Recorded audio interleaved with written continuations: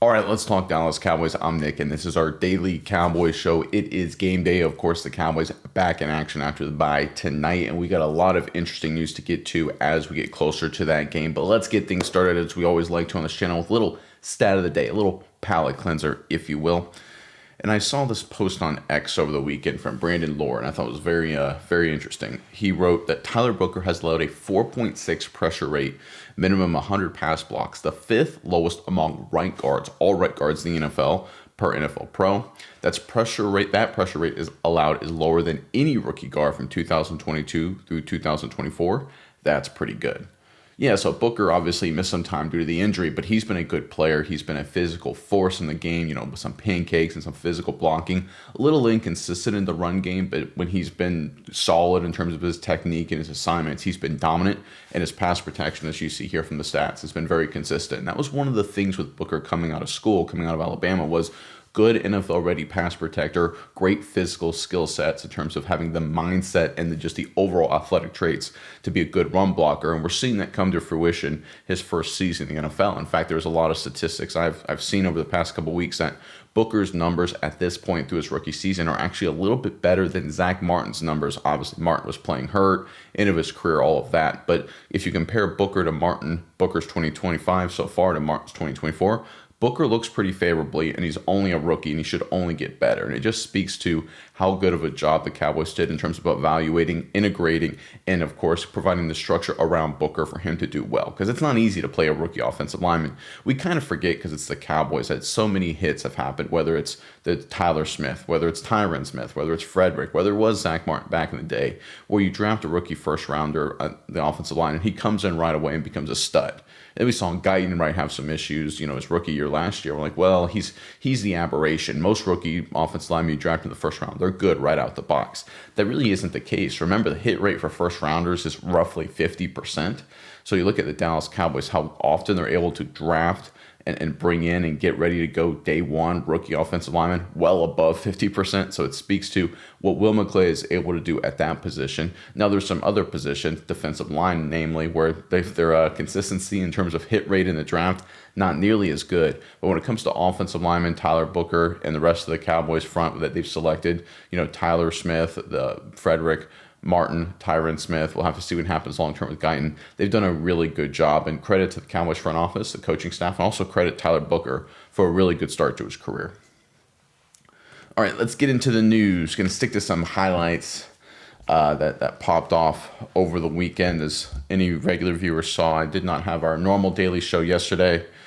I tried to film. I was just so under the weather, guys. I've been battling something, as a lot of you guys know, and it took me, I was about 4 different takes into it, and I got as far as 10 minutes into it each time, and just like, this is awful. It would have been just such a low quality show, and I'm still trying to come. I think I'm on the other side of it now, so I apologize if I still sound hoarse or if I just look or seem off more off than I normally do. I'll put it like that. But yeah, it's one of those things where I tried to do it, and it's just like, this is going to be so bad. I'd rather not do it at all than put out a mediocre product. So my apologies for that, guys. But anyway, this is from Nick Harris at the Fort Worth Star-Telegram. Just a lot of this stuff as we head into the Monday night matchup. Solomon Thomas unlikely to play with a calf injury that he aggravated last Monday, or I guess the Monday prior, against Arizona. Malik Hooker and Donovan Wilson trending toward playing. Bye week was big for Logan Wilson to take in and digest information. Need to be ready for Monday night. Snap counts for Overshown and Revel are flexible going into Monday. Said his bond with Quinnen Williams has connected over their strong desire to win. A big focus this week has been on tackling, specifically as it pertains to Raiders tight end Brock Bowers. Another big focus is making sure communication is where it needs to be for Overshown and Wilson with Kenneth Murray. And then Logan Wilson has been very sharp and digested and taking in the communication points. So there's a lot to get there, a lot to unpack. Let's start with the Solomon Thomas. Obviously, he's a good veteran presence. He's done a pretty good job off the bench, being their third defensive tackle, so to speak. But obviously, the addition of Quinnen Williams, Perry Winfrey returning from off of IR, I think depth at defensive tackle is not nearly as important in terms of having Solomon Thomas there or not. I mean, you'd rather have him be healthy But the reality is when you have Quinnen Williams, when you have Osa Odigizua, and of course Kenny Clark, throwing Winfrey, you're like, okay, we can handle this, right? At least for the short term. So as much as that stinks, we want Thomas to have, of course, a quick recovery. There's one position the Cowboys now have a lot of depth and talent. It's defensive tackle, which just speaks to the total 180 that happened. I mean, going into the final preseason game, there was like, do the Cowboys have a starting caliber defensive tackle room, right? I mean, they have Osa, who's a starter, of course. It's Solomon Thomas who was going to play it, but he was obviously, him being an every down starter was not what he was supposed to be at that point in his career. Winfrey would go on IR, and there's a lot of like, are the Cowboys going to start a rookie 7th rounder or Mozzie Smith at one technique? Then, of course, the Parsons trade for Kenny Clark, and then it became, okay, this is a better defensive tackle room, but they don't have a lot of depth. Now they got a lot of depth. Now they got elite talent. I mean, credit to the Cowboys in just a span of, 3 or 4 months, turning an area of weakness into an area that's a strength. Credit to the front office there. When it comes to Malik Hooker and Donovan Wilson trending toward playing, I think the Hooker impact is greater. Donovan Wilson, despite having 2 interceptions, has not had a very good year, to put it very mildly. Listen, he's a guy that he's a guy that benefited so much from that Dan Quinn defense, when it was all about attack, get downhill, attack, just jump everything, force turnovers, create turnovers, unleash havoc. You give up a big play, you survive to find another play. Who cares? Because guess what? Even if you get beat deep, the odds are Parsons or Lawrence or whoever is going to get pressure on the quarterback. He's going to have to check it down anyway. So it's one of those things where it just, his style of play, the way he plays the safety position, doesn't really align with what the Cowboys are trying to do now. And the problem is he's not good enough. For example, there's a Kyle Hamilton. He's a great safety in every facet, but Kyle Hamilton can play in the box extremely well and cover. Donovan Wilson struggles in coverage a lot, but the goal was like, well, maybe he can be a good box safety and it kind of can counter out, some of the coverage issues. He struggled in the box as well. He struggled in both. Communication issues and everything like that is really, obviously, first 4 games or so of the season for Wilson. Fewer as of late, but still, I mean, there was the double move where he got absolutely just toasted against Carolina for an easy touchdown. So he's had a bad year, and he didn't have a good 2024 either. And obviously, he's going to be a free agent after this season. It seems to be at this point the end of his Cowboys career, and we'll see what he can do. I think his return from injury certainly adds more depth, but I don't know if it's. I'd rather have Wanye Thomas personally, but Thomas, of course, on IR. That's not going to happen for a long time. Hooker is more of a stabilizing influence. Again, he's had a down year as well, but he is a guy that can actually be an NFL safety. I said this a bunch, like Elijah Clark, Marquise Bell, even Zion Childress filling in an emergency role for a few snaps. They're not NFL safeties. They showed that in the film over the past few games. Maybe they will be someday. Maybe a guy like Elijah Clark or Zion Childress, maybe they are NFL safeties that, can become competent players. Malik Hooker's had a bad year, but he's had a bad year in the context of he's a starting safety who's not playing well. Those other guys are guys you don't want to start at safety, right? There's a difference. You know what I mean? So getting Hooker back, I think, is a stabilizing influence. Hopefully he can play. If he's trending in that direction, that's a good sign for Dallas, especially with all the other volatility they have at defense. And that goes into the next 2 points, or really the next 3 points. We can talk about Logan Wilson taking in and digesting information, need to be ready on Monday night. Yeah, there's been a lot of back and forth. We'll have a little bit more on Logan Wilson about how much he's going to play, what his role is going to be, but he seems to be he's going to be active. He's definitely going to be playing some. It's just I don't think he's going to start. I think he's going to play a good amount. We'll have to see how that all shakes out there. I think they're trying to just see how much they can throw on his plate. Does he get 30%, 50%, 70%, 90%? I think that's one of the things they're trying to evaluate and have evaluated. But they seem to like what he's done so far. So that's obviously a good news for Dallas defensively there. Because, again, I don't think Logan Wilson's a star. Far from it. I mean, he was a very good player 3-4 years ago. Not nearly as good now. But when you look at the Cowboys linebacking room, Shamar James, who I was a big fan of, he had a few good moments, but has really struggled as of late. Kenneth Murray has really had a down season the entire year. I would argue with James and Murray playing, they were a D to D minus linebacking core. We'll call it a D to be nice. But if you throw in just addition of Logan Wilson for 50, 60% of the snaps, right? Logan Wilson, I think he's a C to C minus player at this point in his career. He's a veteran guy. He's got good experience and all that kind of stuff, and is decent enough against the run, but I don't think he's a star, far from it. But when you've got two linebackers who are starting and both are D caliber linebackers, you throw a C to C minus guy in there, and that's an upgrade, and obviously you'll take it. And then that goes into the next point with Overshown and Revel are flexible going into Monday. Covered that a lot. My expectation is Revel's going to get somewhere. I mentioned this a bunch of times already, but that 20-ish to 30-ish snap range, kind of like we saw Kalen Carson against Arizona. I think he'll get a similar kind of snap count like that. I think they're going to pick their spots in certain pack. I think they'll probably have just like a package of, I'm making this up, like, okay, a dime, he's in the game. Nickel, he's in the game. We have our 3rd and long defensive package. He's in the game, whatever, right? I think there's going to be something like that. I don't think he starts. My gut feeling is you have Bland on the outside, Stewart at nickel, and then you have sort of a rotation with Elam, Carson, and Revel. That's sort of my thought there. And there may be some packages where maybe it's a 3rd and long package where Stewart leaves the game, Bland goes inside, and you have Revel on the outside, right? It could be something like that, right? That may be a package they have, and I think that's kind of what it's going to be, something like that. But I think we're going to see Elam's snap count slowly degrade as we see Revel, and I think Carson too, by the way, getting more chances. Now, when it comes to Overshown, we talked about that. I think there's a lot of they want to be careful with conditioning and things like that. I've voiced my displeasure with the concept of pitch counts already, so I don't have to go into the snap count totals for Overshown. I'm excited to see the guy play. So it's going to be fun to watch Overshown on a football field again. I expect him to be a little over the map, maybe overrun a few tackles, maybe get out of position a play or two, just because it's been a while. But just see him with his explosiveness and his athletic ability, just the opportunistic nature of his playmaking. Just Cowboys haven't had that, right? Really this entire season. I mean, who on their defense is a playmaker? Like, seriously. I mean, Ezra Raku is a 2nd-round rookie. He's done good things, but he's not, a game-changing playmaker, not yet. I think he's trending in that direction. Oso Odighizuwa and Kenny Clark have been okay and solid, but they're not, playmakers. Deron Bland has had the 1 pick 6, but that's tough. None of the safeties have been. None of the linebackers have been. I mean, Shamar James had a sack fumble against Jane Daniels, which was huge, but that's really been about it. Leofau has had a few moments here or there, but he's kind of a thrill a minute. Overshown definitely adds a playmaking element, whether it's in coverage, screen game, run defense, getting after the quarterback, right? He's a guy that just adds that level to this defense that they haven't had the entire season. And you really need that. You really need a guy who, just based on sheer talent and athleticism, can just blow up an offense, right? Because that's one of the things I think that's really hurt Dallas is that they, when you play sort of the kind of scheme and idea that Eberflus wants to play, and we talked about Vance Joseph's scheme, which is kind of a similar ilk in Denver, you need a couple playmakers that can flip things on its head. You need, the Broncos have Hufanga, the safety they got from San Francisco. They got a couple really good defensive linemen. You look at Cooper and Benito. You need guys that are playmakers, guys that, can turn what looks like a 4-yard run into a 3-yard loss, or turn what could be, hey, well, it's a 20-yard run into a 4-yard run, or it's a screen, like on Thanksgiving, for example, against the Giants last year. It looks like a screen that's set up pretty nicely into a pick 6 the other way. That's what Overshown brings. And when you play that style of defense, that team defense with a lot of zone, you need to have guys that can just make a play every once in a while. And the Cowboys really, they haven't had it, right? I think, they've Ezra Raku is earning the starting reps because he's showing that.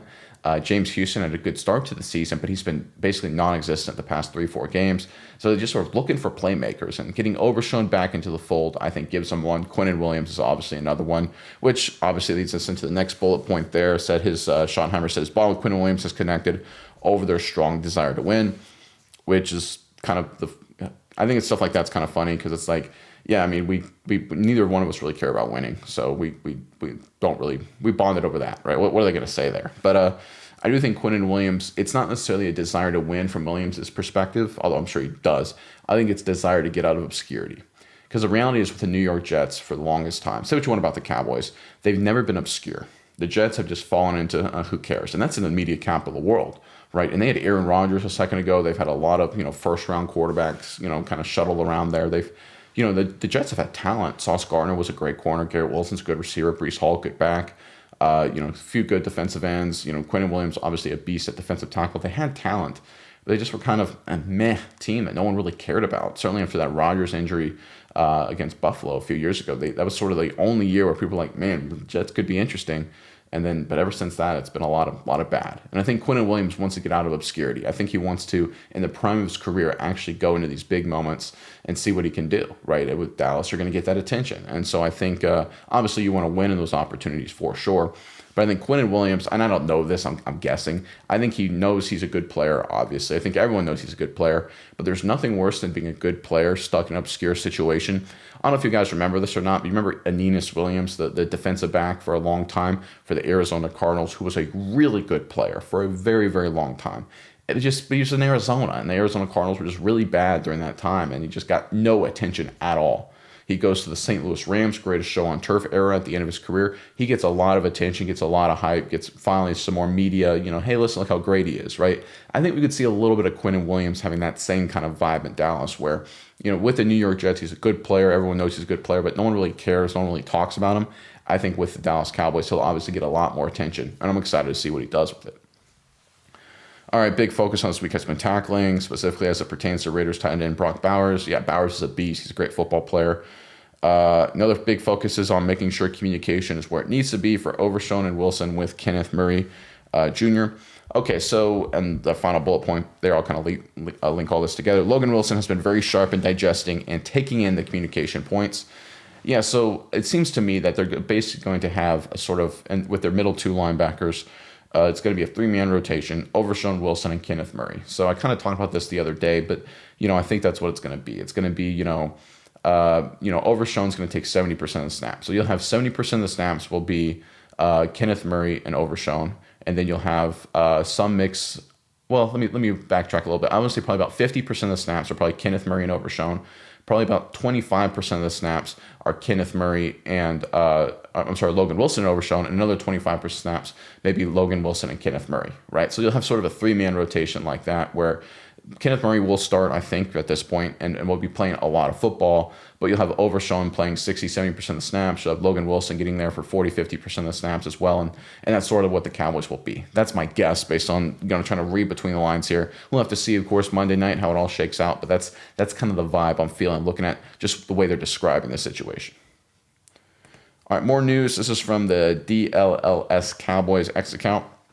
Logan Wilson, I'm preparing for his Cowboys debut. I've definitely put in some extra hours leading up to this week of practice, trying to figure out what they were finalizing the game plan as it got closer, but the gist of what we were running, I was trying to make sure I was good on that. I spent extra time with Gonzo, linebacker coach Dave Borgonzi. So I think the words there, finalizing the game plan as it got closer, but the gist of what we were running, I was trying to make sure I was good on that. Yeah, it kind of speaks. I think they're going to put Wilson in a lot of base situations, right? It's like, listen, we're not going to, a lot of our funky game plan stuff, we may not include you in, any special third down packages, blitz packages. I don't think that's where Logan Wilson's going to play. I think they're going to do a lot of base with him, would be my guess. And I think they're going to have maybe some stuff with Overshown in those situations. That seems more probable than Logan Wilson. But we'll have to see. And I think that's the right approach to take, right? Let him get the basics down, the fundamentals down in terms of the communication, the vernacular. You're trying to, okay, this is the coverage here. This is our check here. This is our check there. All right, don't try and overwhelm him unless he can handle it, of course, with, all right, this is our normal check, but our game plan check this week is this. No, try and, if you can, try and keep Logan Wilson out of those situations. He's been with the Cowboys for, a couple weeks now. Keep it simple. And I think Dallas is taking the right approach there with Borgonzi's doing. And I think, I hate to say it because it's a pro and everyone wants him to play every single snap right away.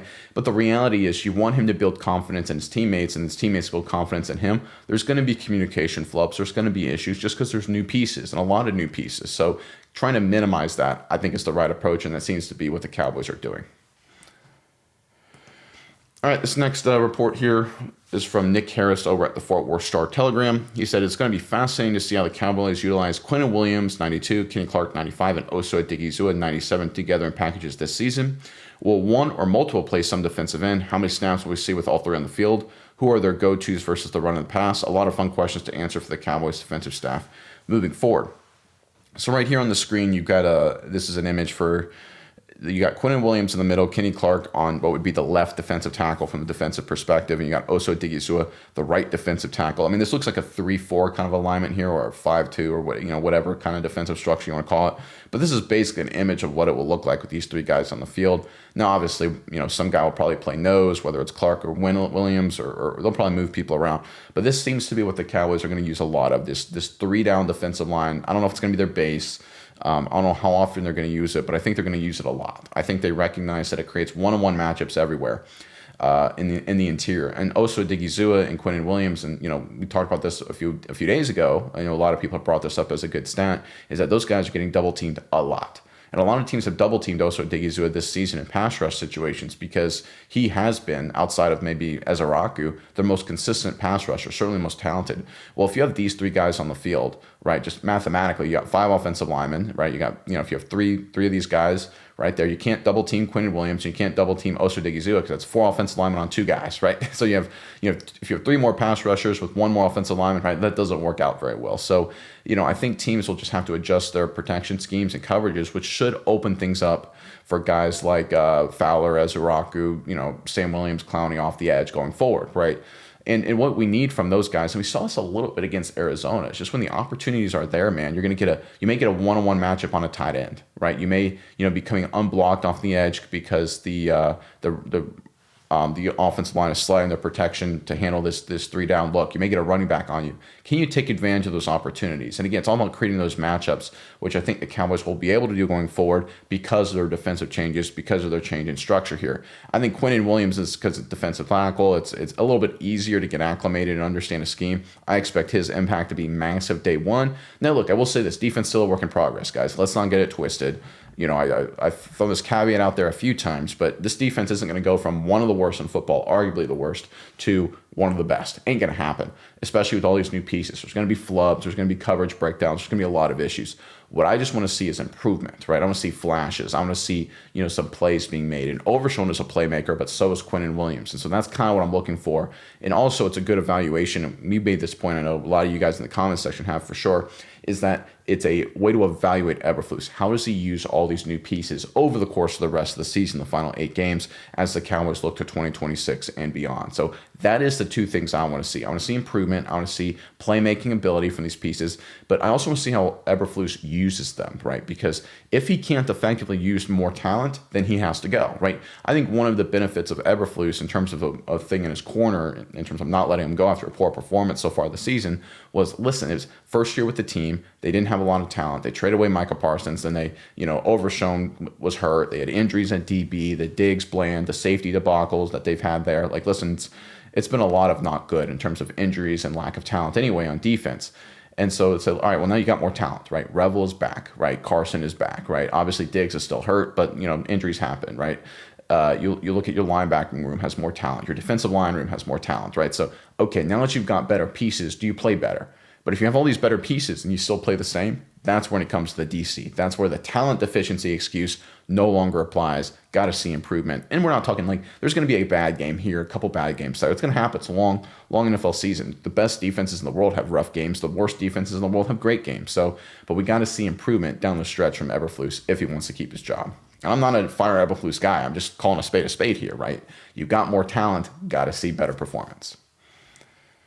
All right, this next report is courtesy of Joseph Hoyt talking about Overshown and with a statement about Marshawn Kneeland, obviously the tragic passing of Kneeland. He says, Cowboys linebacker DeMarvin Overshown opened his interview with us today with a statement about Marshawn Kneeland. Monday will mark a long-awaited return for him, but it won't be easy.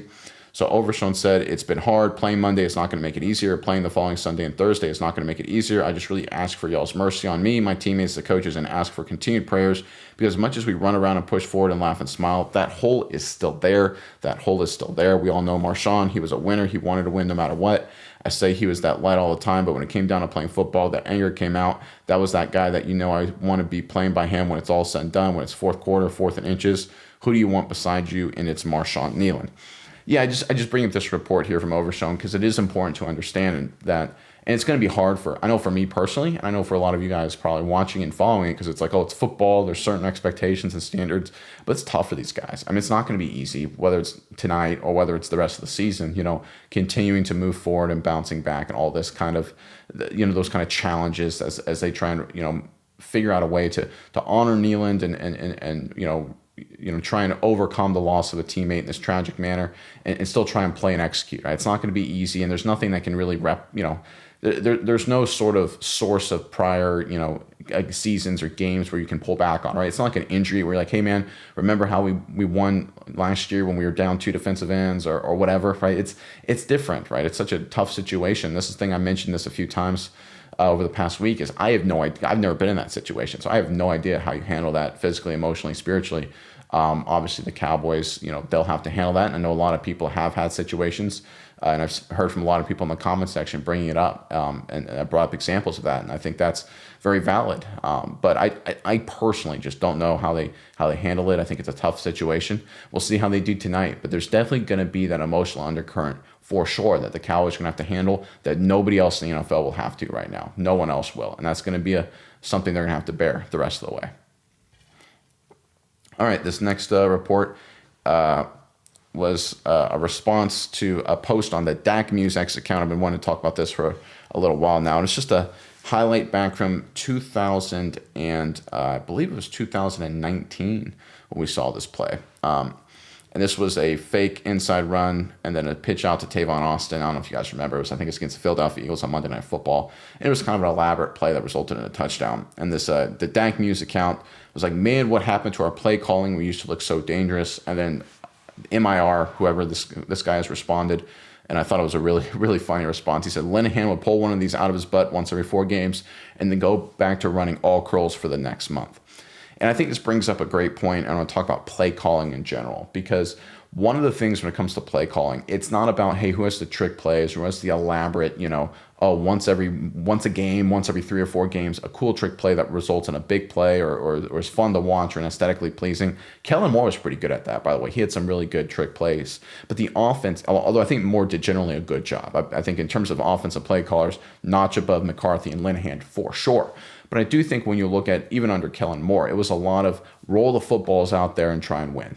And under under Schottenheimer and under Clayton Adams, it's been a lot more just design structures. Running game feeds the passing game, passing game feeds the running game, and so on. And we're seeing the offense, at least up into the bye, play more as a unit. It's a lot less of, we're just gonna maybe run one trick play every once in a while, maybe attack deep every once in a while, and just kind of throw the footballs out there and see if we can win with our talent, right? They've actually tried to execute a system and a process, and I think that's what's really important, because listen, it's going to take a long time to really set up that system and process. That is one of the disadvantages, by the way, with a system, because if you just rely on talent, you can just throw the talent out there, and if you got good guys, you'll score a lot, you'll win a lot, at least against the inferior opponents. Against teams you have more talent than, you will win if you just play talent football. But you will never win a championship. You'll probably never make a deep playoff run, because you're going to play good teams that also have talent, and they also will have a system. And then when you run headlong against that, you're going to get waxed. And that's what we saw from Dallas in 2023 and at different points really over the past decade or so. And I think the Dallas Cowboys now are finally implementing a system. It's not just throwing the footballs out there, running basic concepts and one trick play a month to see if that's enough to win you a game. It's a lot more of, okay, here's an offense. We're going to run power running scheme, inside zone, outside zone, play action, boot. We're going to attack vertically. We've got a bunch of different concepts, get different people involved, right?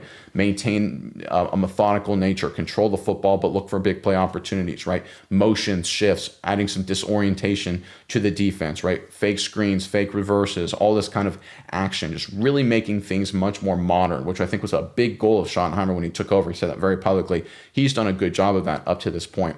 But I just want to bring this up here because just a reminder for anyone who's forgotten how stale Dallas has looked offensively, really from 2018 till 2024. Obviously, Kellen Moore, they were explosive at times, but even then it was a lot more, wow, the talent looks great today. It was not like, wow, what a play call, except for every once in a while, like we see here on the screen, one really cool trick play. But in terms of a scheme, in terms of a system, right now the Cowboys offensively have their closest thing to that in a very long time. All right, let's get to this next post here. I just want to talk about this just because I thought it was kind of funny. It just showed up on X. It was from the Kevin Gallagher X account, who does a lot of old-time NFL highlights and things like that, which is very interesting. It's a good follow on X if you're looking for one. He highlights on November 13th, 1977, the Tom Landry Show on KDFW TV, Channel 4 in Dallas. Hosted by Frank Lieber, legendary Cowboys head coach Tom Landry's weekly television show airs on a Sunday, the day prior to the 8-0 Cowboys' big NFC East Monday night football showdown against the St. Louis Cardinals. The program features Coach Landry breaking down film from the previous week's game against the Giants, followed by interviews with Roger Staubach and special assistant Ermal Allen. Coach Landry then makes his NFL picks for the following week. Yeah, I love little snapshots in time like this because we think of, old school football, 1970s, 1980s, and kind of think of what would happen today. And can you imagine a head coach with Landry's pedigree at that point? Remember, Landry obviously had been to the Super Bowl numerous times, had won a bunch of games At that point, 1977, he was in the middle of 66 to 77, 12 consecutive winning seasons. They were, becoming America's team at that point. They were one of the biggest brands, maybe the biggest brand in football at the time. And they're playing good football, obviously undefeated. They're on their way to a Super Bowl championship, actually, that season, Tony Dorsett's rookie year against the Denver Broncos. But it's one of those things where, can you imagine in today's day and age anything remotely close to that? Just a head coach, just having a head coach making picks in today's NFL, just that alone, breaking down film and walking through that. I mean, it's just a bonkers world. But I think it also speaks to the demand for this kind of stuff was always there. Because every once in a while, someone will ask me, it's like, listen, why is there so much demand for different content creators or podcasters or talking heads and all this different ilk of content at a team-specific level and a league-specific level? And when you see stuff like this, like, yeah, the demand was always there. The fan base always wanted this kind of stuff. It's just the NFL, for whatever reasons, good or bad, just dialed it back. They just didn't want their coaches and their players to be this active, to have this much interview access, to have their own shows breaking down film. They just, for whatever reason, the NFL's like, we don't want that. We don't think that's good for the coaches and the players. But the demand was always still there, and so that left the door open for guys like me right now, and a lot of other really good, talented content creators as well over the past 10, 15 years, doing things on other platforms, whether it's on YouTube or other things, X, everything combined. So it just speaks to me is that, like, I talk about this all the time, how there is almost nothing new under the sun. And I think one of the points I can see here, looking at this report, talking about this old show, is this was the way football was talked about in the 1970s, where you had a coach on to break down film and give picks. And that literally is like every single YouTube show for the most part you see today. It's not a coach, but it's the content creator. So nothing has changed, right? We're 50 plus years, like all this fancy stuff, right? You're gonna post this on YouTube, not local TV or anything like that. The audio equipment, visual equipment, camera technology, all that's so much better. But the game is still the game, and the way people talk about the game is still the same, right? Obviously, Landry knows a lot more about football the late, great Tom Landry, than I ever will. So obviously, he would be far better at it. But the reality is, it's just funny to me that nothing really changes. Nothing really changes. Interesting stuff. All right, speaking of watching the game Monday night, if any of you guys weren't aware of it at this point, YouTube TV and Disney have announced that they are reached a deal. Their content will be back on YouTube TV, so subscribers should see channels including ABC, ESPN, and FX return to their service over the course of the day. Thank you for your patience and for being a valued member. So a long process of not getting ESPN content for YouTube TV subscribers has come to an end. They've reached an agreement. So if you have YouTube TV, you'll be able to watch the Dallas Cowboys play on Monday night on your YouTube TV subscription, which obviously is nice. I know a lot of you guys have that. I do not, just by happenstance. It was a deal. This was eventually going to get done. It's very interesting to see what happens with this whole, streaming, bundling situation going on over the next few years. I think it's going to end up being just like cable before it's all said and done. It goes back to my prior point, right? Kind of a theme here. There's really nothing new, right? Football is still being talked about in terms of what people want from their content creators as it was, 50 years ago. Now we're seeing, once again, cable was the way of the world. Now we're seeing the streaming services basically acting like cable companies, it seems like. So, again, there's nothing new. We're all just coming back to the same point. But, hey, at least we got football back, or at least ESPN Disney football back on YouTube TV. So that's a plus. All right, let's get into the comment section here. Always starting with member comments, and that's my promise to every single member. If you have a comment, I will address it every single episode. I will address every single member comment and address all the member comments first. So if you want to make sure your voice gets heard, become a member. If not, it's just time permitting for non-member comments. So without further ado, let's get things started with Chris Oldham. Writes, pitch count, number which defines maximum number of pitches or plays in this case. Based on Diggs' play in the Philly game, he reportedly exceeded the number of plays expected because he was performing okay. This is to say that I feel the number of defensive plays planned for Demo and Revel are basic targets, open to adjustment based on performance and health. My 2 pennies worth. Yeah, no, I think that's actually a good point. I mean, they could be sitting there saying, listen, that we have let's say 40 plays or 30 plays for Revel, whatever it is. But if they're crushing it and doing well and they like what they're doing and they don't have any issues, maybe they keep him playing on the field for more, right? That's a fair point. Playing the matchup zone concept of the Broncos secondary with Dallas' personnel prior to the trades and bye week IR returns would have been a disaster. The entire pass defense from linebackers to safeties was in chaos, whether it was injury or just not fit for the scheme. In hindsight, I think we did try to play it, resulting in blown coverages galore. Now we are getting closer, but still have issues at safety. For the rest of the season, I think a return to basic zone concepts along with man would be our best chance to see steady improvement from the young cornerbacks. Not expecting much from the current safeties, but they might surprise in basic schemes. Plus, a consistent pass rush will help everyone in pass defense. Yeah, I agree with you there. I think Eberflus did try and play a sort of dumbed down version of that sort of Vance Joseph scheme, that Vic Fangio scheme. It just wasn't being executed well at all, and part of it had to be on Eberflus as the messenger, as the teacher, but certainly the players bear a lot of that criticism as well.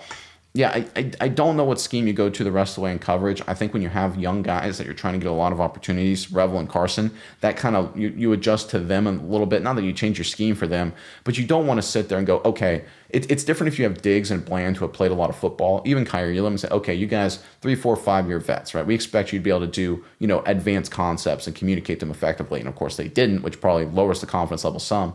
But for Carson and Butler, you're like, okay, or I'm sorry, Carson and Revel, and maybe Butler eventually too.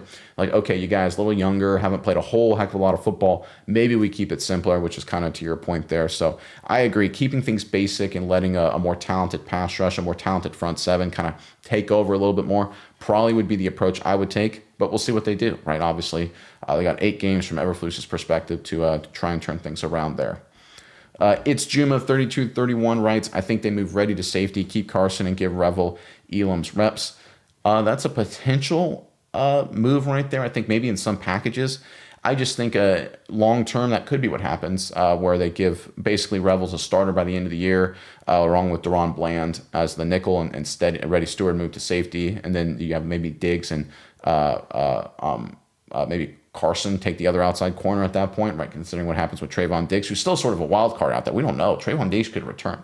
I mean, there's a world where the Cowboys have, this is one thing that's so funny about Dallas, depending how things shake out, that Kyrie Elam, a guy who's basically had to play a whole heck of a lot of football, where at the end of the season, just by design, right, not by accident, where Kyrie Elam, a guy who started a lot and been a primary corner for them, will basically be like the 6th or 7th corner on the team, right? Because you could literally have Diggs, Revel, and Carson, and maybe even Butler ahead of them, and that's not counting guys like Deron Bland, of course. So it's such a weird situation the Cowboys had to play at secondary this year, but it just speaks to the rebuilding nature. You don't see this kind of volatility and this kind of change here unless you're a rebuilding team, right? You'll see some contenders obviously have a lot of injuries and they got to work through it, but you don't see, this is by design. Kyrie Elam going into the season was sort of okay, he's the short-term stopgap. He's our number 3 guy with Diggs and Bland, and then we're gonna have Revel come back. We'll see what Carson can do, right? It was never supposed. The plan was never for Kyrie Elam to be the long-term answer. He was just, I think, hey, well, reclamation project. We'll see what he can do, but in the meantime, he's going to hold down the fort until we get young guys we like back into the fold. So now that was the plan. And again, do championship teams do that? Do championship teams say, we'll see what this guy can do and hold down the fort? No.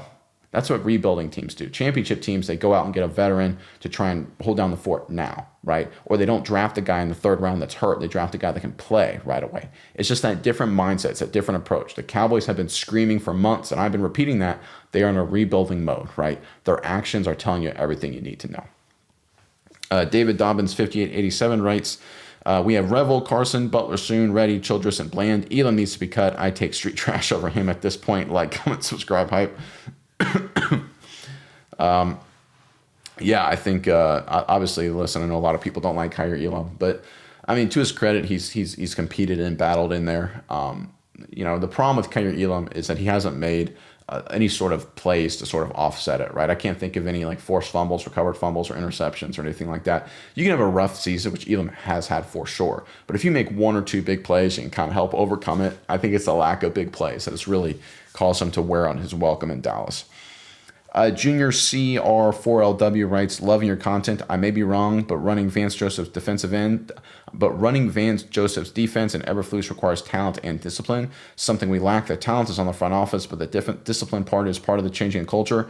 I think that's what we're going through now from a fan's point of view. It sucks, but it's needed to build a consistently good team. Like you continuously say, this is a rebuild year. We just don't want to accept it. Yeah, I agree with everything you said there. I think the discipline part's a big thing. I mean, you had guys and again, I'm picking on Logan Wilson here, but he's one of about 10 guys, Trayvon Diggs too, where they just were taught to play a certain way, hyper aggressive downhill. And now it's like, no, you're playing a team defense. We're playing a modern NFL defense. You can't just jump everything just because you think Micah Parsons is going to get a quick pressure. And even if you jump in, you get beat, you give up a touchdown, hey, that's okay, because eventually the pressure is going to get there and we're going to win the game, right? If you're playing a team defense approach, you can't do that. And the Cowboys have had a lot of issues with that discipline element for sure. And I think that's one thing, like you said, it's going to take time to correct. Time and personnel changes to correct. All right, this next comment is from Jesse Brown, 75.99. I totally agree about Schramm and Landry doesn't get enough respect. Landry was an innovator. They expected excellence and drafted his type of guys that fit the culture. If you don't have a real culture, then you just tend to have a bunch of guys. Just saying. Yeah, I think Tex Schramm is one of the underrated executives in NFL history. I mean, it's one of those things where people, it's a weird thing because everyone knows the Dallas Cowboys brand and sort of, at least that casual NFL fan has some sort of, vague recollection of the Cowboys dominance. But most people are like, oh, the Steelers in the 70s, Packers 60s, 49ers 80s. People don't understand that the Cowboys under those same three eras were like right there with them, right? They weren't quite better in the 60s than the Packers, quite good enough than the Steelers in the 70s, quite good enough for the 49ers, at least in the early to mid 80s. But the reality is, and they had their championship windows too there. Cowboys won a couple championships.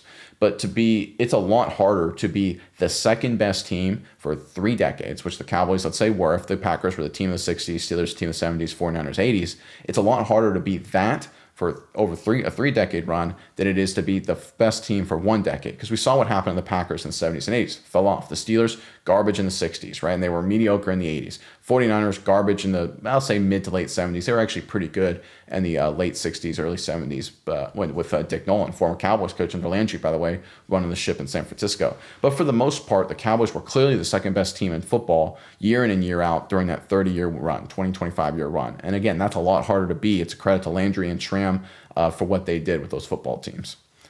Herbert Starks 1105 writes, past 2 weeks, Rebel has been going up against CD and Pickens, plus he is a second-round pick, which means he's going to get preference. I think you mean, in terms of talent. Yeah, I think they view him as like a first-round pick, I think, in terms of talent and expectations. And he has been going up against CeeDee Lamb and Pickens in practice on scout team situations, so definitely that is a plus in terms of getting him ready. I think at this point, a lot of it's about conditioning, but you guys know my opinions on pitch counts and snap counts. I don't have to dig too much deeper into that. Bet on it -2M2P-M2P, writes, I look forward to the style of the day and a good palate cleanser. I say it with you every video. Thank you. I really appreciate that. That means a lot. It's one of those things I say it a few times, but you never really know what catches on with people and what people like and what people don't. So the fact that a palate cleanser has become a thing is awesome to me. Imid is the GOAT writes, along with Tex Schramm was Gil Brandt. His memory, he would recall 12th round guys from the 60s the Cowboys didn't draft and remember the dude's high school. Maybe the greatest college scout ever. It was a special time for the Cowboys. Great point. Gil Brandt, the father of modern NFL scouting, doesn't get the credit that he should. Again, that triumvirate in Dallas, Landry, Schramm, Gil Brandt, what they did in terms of development, coaching, tactician, building the front office, scouting, every single level. They're one of the first teams that actively used computers and analysis at that level to look at players. Obviously, Brandt wasn't afraid to go deep into the weeds to try and find players from every single walk of life, every single school, small school, big school. They were a modern NFL team, and that's what a lot of people lose sight of when they think of the historical nature of the Dallas Cowboys, especially under those 3 guys, is that they were basically a team that played modern football, modern approach in the 1970s, 80s, and late 60s, right? And when I say modern, I mean everything from shotgun spread offenses, 2-minute offenses, third down running backs, all these things we take for granted, to using analytics. People talk about analytics all the time today. That started with Landry and the Cowboys really modernizing to what there was zero analytics. They actually brought in computers and the advent of computers. Deep scouting, right? We talk about all the time. Who can find those hidden gems and draft steals? That's what the Cowboys were on the forefront of with guys like Gil Brandt. You talk about building and establishing a culture. You talk about game plan preparation. You talk about team defense and using motions and shifts and all these different things that are sort of everyone talks about today as sort of things you have to do. Landry, Schramm, and Gil Brandt were doing all of those things 50 years ago, and it speaks to their historical greatness.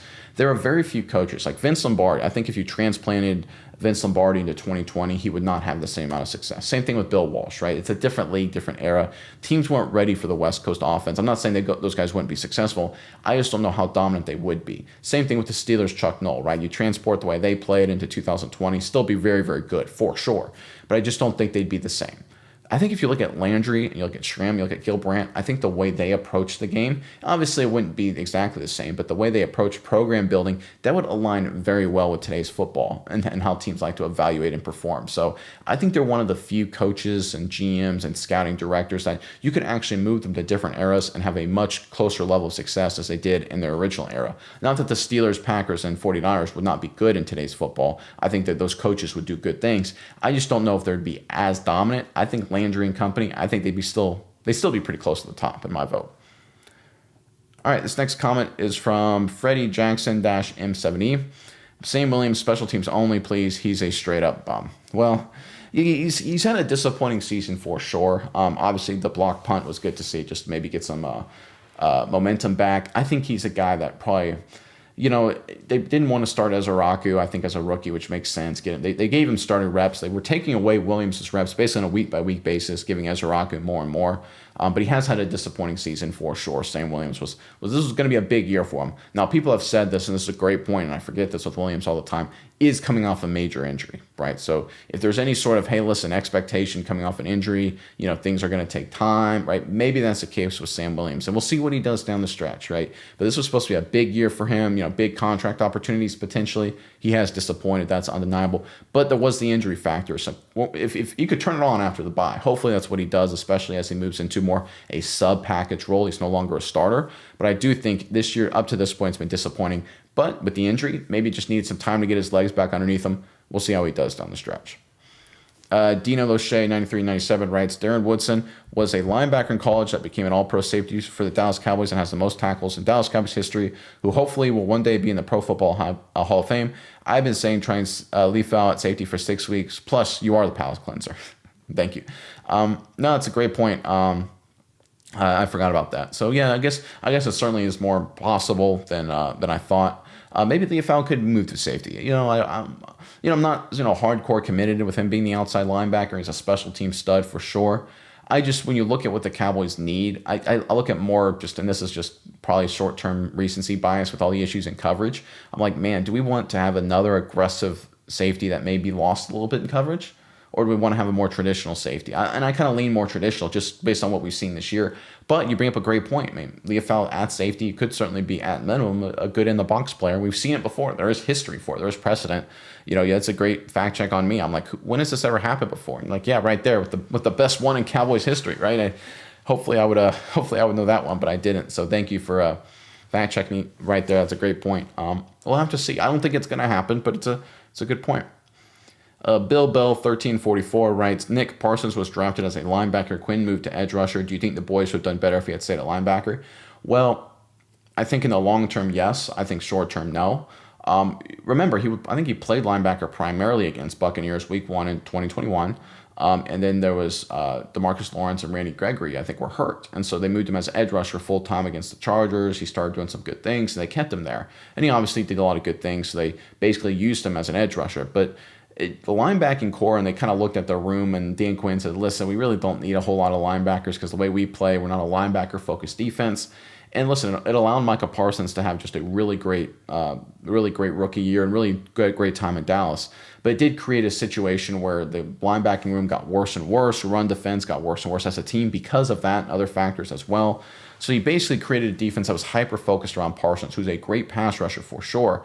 But the reality is, you make a good point that if he could play linebacker, maybe the Cowboys defense in the long term would have been better. Now, there was some commentary, I think it was on Colin Cowherd, where he mentioned he had talked to an NFL executive and said, listen, Parsons is a phenomenal edge rusher, but he had some flaws at linebacker where he doesn't have sort of the eyes and feel for the game at that position as he does as an edge rusher. So maybe in the long term it wouldn't have worked out. So you really don't know. Hindsight's 2020. But when you see the issues the Cowboys have had linebacker with Van Der Esch injuries, of course, and then Parsons was supposed to maybe be a long-term answer there. Now we look up and we're like, all right, we got to trade for a guy, right? Overshown, hopefully come back, all that kind of stuff. And, that was basically the entire mindset the first half of the season. You can look at the lack of talent there at that position and say, yeah, I mean, you drafted a guy to be sort of your stud linebacker, and he became a stud edge rusher for sure. But was that a hole that really kind of never has been addressed? And yeah, I think that's exactly what happened. That being said, you never know how Micah would have played out as a linebacker. Could have been a bust. I mean, you really don't know. He certainly was a good edge rusher, and he's been good for the Packers at that spot. So it's worked out for him. He's made a lot of money. Will continue to make a lot of money. Jesse Brown 7599 writes, just read some of the comments and I laugh sometimes because all fans have an opinion. I really love that you never put anyone down for their opinion. No, I think a lot of you guys are really smart. I mean, and even if you said something I disagree with, doesn't mean you're wrong. It just means you think and see things differently. You read it and talk to them personally and explain their thoughts. Then you provide informative information, not that you're the expert, but logically why your opinion is not quite the reality of that situation. Love your show. Seem to always be in step with what you are putting down. I understand football at a different level than most. However, I've never attacked anyone about their opinion/knowledge. Like you, I try to educate and let you decide. Yeah, and I mean, I'm not, obviously, I have no reason to be more full of myself to think that I have all the answers. I always think that's kind of funny when it's a talking head on a major network or another content creator says, this is the way it needs to be. And it's like, listen, I mean, if we were like really good at like making football decisions, I would not be talking in front of a camera for a YouTube show right now. I would be working for an NFL team or leading an NFL team, right? And that's just the reality of it. Now, that doesn't mean as fans we don't have unique insights and thoughts and maybe some good perspectives. And I think looking at the comment section routinely, you guys have a lot of outstanding perspectives and a lot of outstanding ideas. So I really love what you guys put in the comment section. But to think that, someone like me would have all the answers and not ever be wrong is just false, right? I'm wrong so much of the time. I'm reminded all the time of all my foibles and issues. And I think when I look at what you guys write in the comment section, there's a lot of times where I'm like, that's a great point. Like just a second ago, like I was last episode, I was like, what the foul moving linebacker to safety doesn't happen. Come on, guys, doesn't happen. And then Dino Lachey is like, yeah, man, it happened, with the most famous Cowboys safety in NFL history, or at least modern NFL history. I'm like, oh, whoops.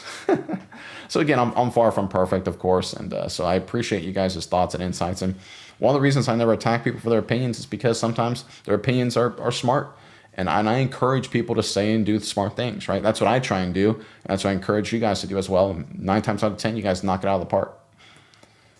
All right, that's enough of the comments. Yeah, obviously, game day today, game day tonight, Monday Night Football.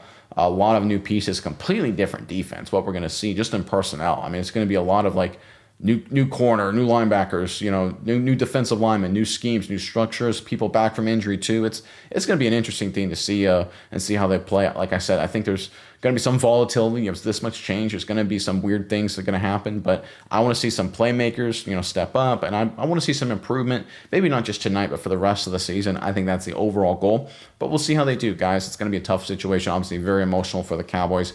Handling returning to live action for the first time since the tragic passing of Marshawn Kneeland. And I will be here tomorrow morning to talk to you after the game, see how things go. But until then, I am Nick, and this is Saturday Morning Inspection.